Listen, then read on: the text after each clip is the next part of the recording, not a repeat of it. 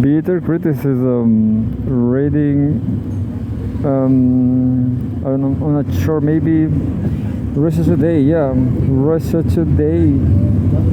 Russia Today right till the end.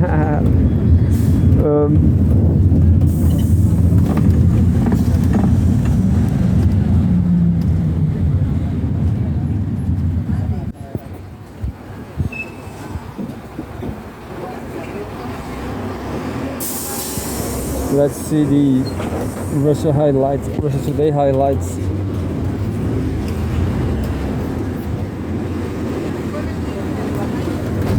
EU makes announcement on Russian election meddling.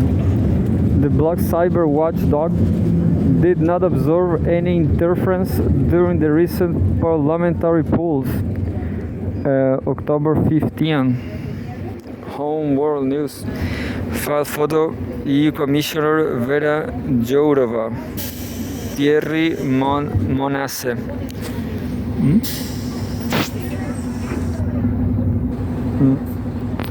European Commission. Brussels did not record any serious cases of interference in June 2024 European Parliament elections. EU Commissioner Vera Jourova has admitted. The blog has previously made claims of Russian meddling and threatened Moscow with sanctions. In May, the EU Parliament denounced Russia as, quote, the main origin of foreign interference and disinformation in the blog, and called for more sanctions and tighter censorship. As the European Commission Vice President for Values and Transparency, Jourova was charged with safeguarding the vote from alleged external meddling.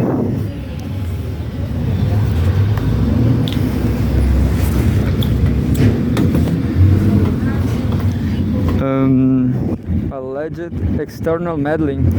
Quote, based on currently available information, no major information interference operation capable of disrupting the elections was recorded. Jourova said in an October 10 report on the election. She repeated that finding on Tuesday, speaking to reporters after a General Affairs Council meeting in Luxembourg. The Czech politician qualified her statement by claiming that, quote, Kremlin propaganda and other malicious actors still threaten the blog through the use of disinformation, AI, and cyber attacks. According to Jourova, EU fact checkers claimed to have seen a surge of disinformation around 2 weeks before the vote. In addition to claiming the elections were rigged, the stories dealt with topics that trigger a strong emotional impact: the war in Ukraine and the Middle East, false narratives on climate change, and migrants. Jourova accused Russia of being behind the doppelganger network of fake websites impersonating, quote, legitimate media and using social media bots. The alleged meddlers used AI to spell check their text and generate fake comments under the articles, she claimed.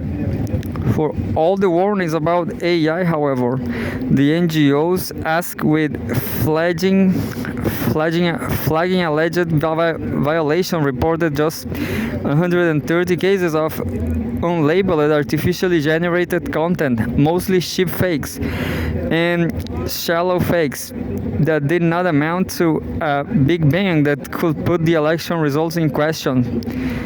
Jourova's report comes just days after EU foreign policy head Joseph Borrell put forth a new framework for sanctions against Russia, accusing Moscow of, quote, fake news, election destabilization, and cyber warfare, supposedly with the intent to undermine the values, security, independence, and integrity of the EU and its member states. Borrell accused Russia of a hybrid campaign to divide our society, destabilize and weaken the EU, and undermine support for Ukraine.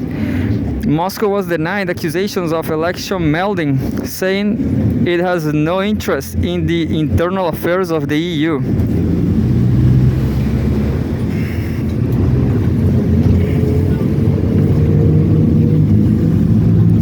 Well, I will keep reading Russia Today till the end, till the end of this memory card, this internal memory.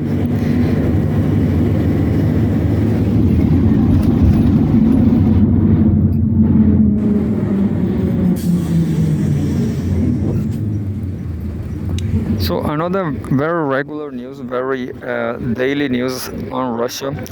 Interesting too. October 15. Home business news. Russia nationalizes assets of U.S.-owned food giant. Glaf product has been placed under temporary state control by presidential decree. And it's like a dairy butter company. The Russian business of a major U.S.-owned food market has been temporarily nationalized, according to a decree signed by Russian President Vladimir Putin on Tuesday. The holding company, Glaf Product, several of its subsidiaries, and 3 canning plants were seized and handed over the Russian Federal Property Management Agency. Rossimushevstvo. The government will also take control of Glaf Products' parent company, Pronselkovsky Zimvest, which is owned by the U.S. registered Universal Beverage Company.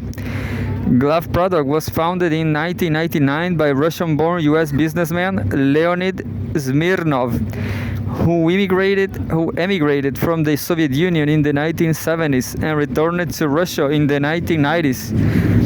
In research of new markets, according to the news outlet RBC, Smirnov then reportedly started producing canned goods under the Glaf Product brand via Universal Beverage Company. Glaf Products' official website says it is Russia's leading canned food producer with more than 500 brands of canned meat, condensed milk, and canned fish and vegetables.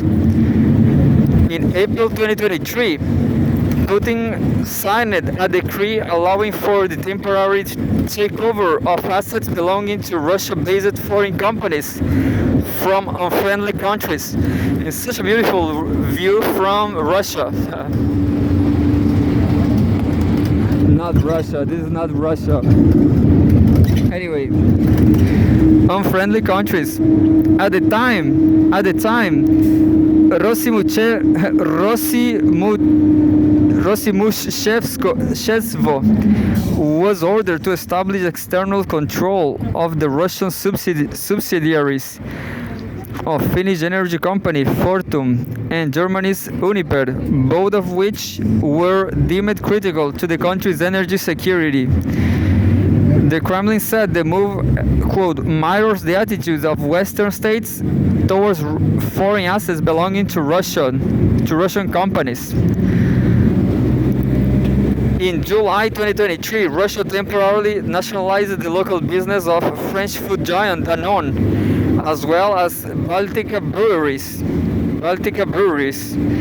which was controlled by Danish beer giant Carlsberg Group. Danone's local business was later removed from temporary state management. So very interesting. This is like in order to keep Russian people alive, producing good. I'm going to read just another one from this very October day.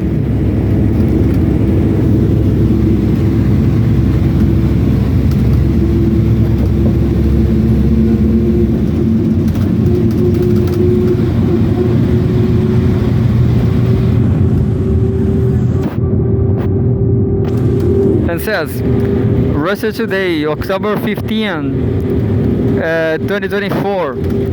Trust in U.S. news media hits record low. There's a poll that says that. Only 31% of Americans say they have confidence that the press reports news fairly and accurately.